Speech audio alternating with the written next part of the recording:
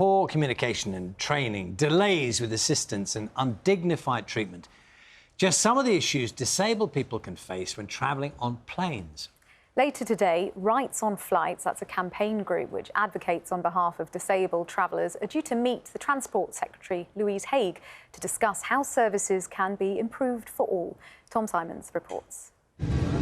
What's your arms, love? This is Amy and her mum Jo. Despite giving advance warning they needed assistance to board the plane, they were left waiting at the gate. We were very delayed by the time we actually did board, and it very much felt like everybody was annoyed with me. And then 2 of our bags haven't turned up. And said they felt like a burden and judged by other passengers when the flight was delayed. Disabled travellers regularly feel they're victims of discrimination.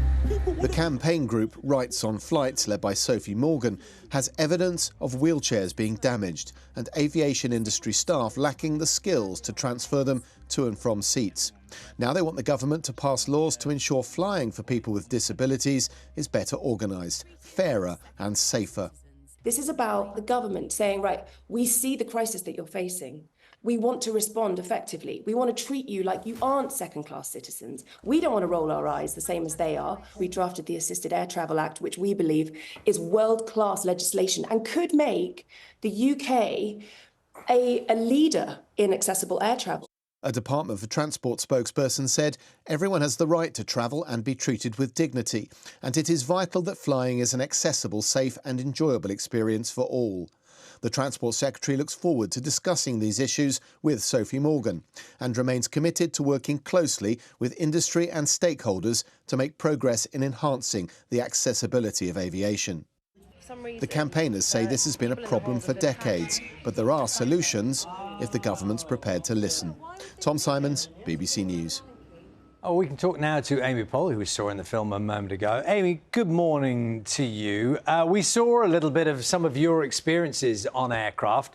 Tell us a bit more about a circumstance you've been in which illustrates the problems you face.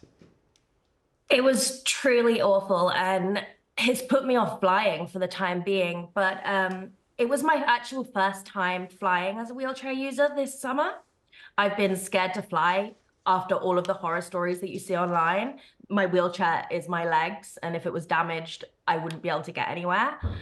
And I flew from a different airport out to the US with a different airline, and it was brilliant. Flew across the US, absolutely fine.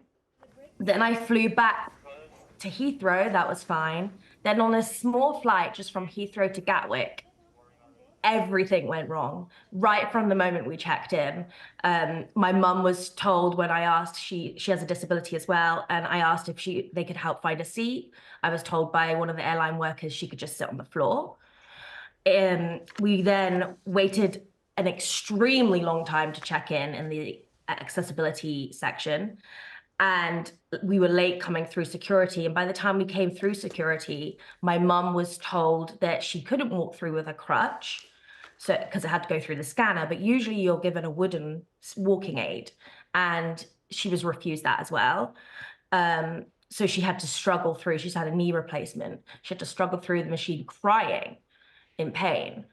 And once we reached the boarding gate, I was then it was like I was invisible. I wasn't even spoken to. The person I was with was spoken to. And they were like, oh, she can walk, yeah?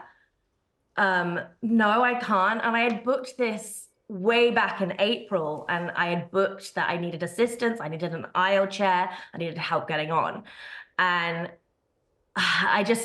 the moment like they said that, I was like, oh no, I'm not going to be able to get on first, because we're supposed to be given priority to get on. And I said to her, I checked when I booked in downstairs, and they said, yeah, it was all booked. I did this back in April. And she said, it's all right, get in this lift and someone will be there to meet you once you come out, and you will be able to board before everyone else. We got in the lift. The lift takes a matter of seconds. We get down, and then I looked to my left, and I just saw a flood of people coming down the escalators, and my heart just sank. And I then ended up boarding after everyone else, and people were just tutting, rolling their eyes because I delayed the plane even further because they didn't have everything ready to get me on.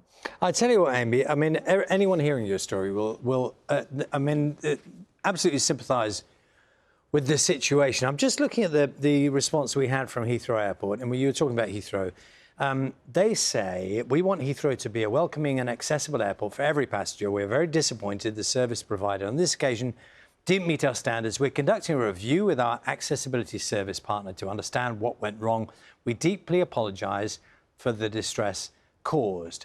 Now, since that happened, what kind of communication have you had with Heathrow? And you know, this is the perfect place for you to say what could be done better. Tell us what you think. Both Heathrow and British Airways have got in contact with me and they've said lessons will be learned.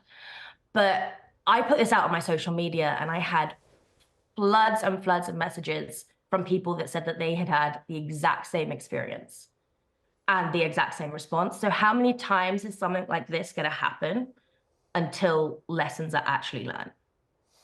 Do you think, Amy, so what do you put this down to kind of policy, either the airline, it could be, or it could be the airport? Or is it individuals? Because, you know, you have to assume that individuals would care enough. You know, individual people would not want you to have that experience. Is it like a corporate culture thing that there's just not grasping? Well, I must say, like, the assistant staff that did eventually come, he was the only person that day that treated me with empathy.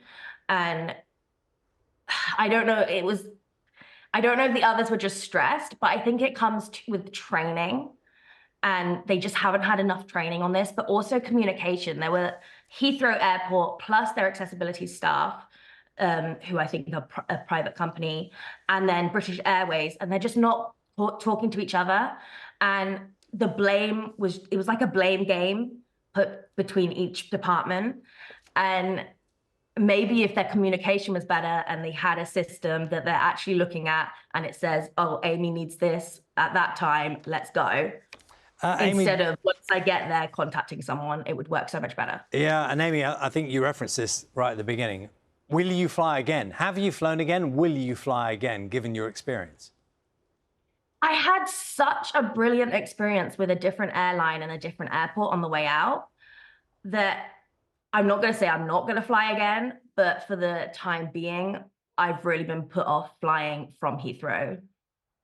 Amy, good to speak to you this morning. Thank you very much. And that meeting between the campaign group Rights on Flights and the Transport Secretary will be taking place later today. So we'll keep you updated on what comes out of that.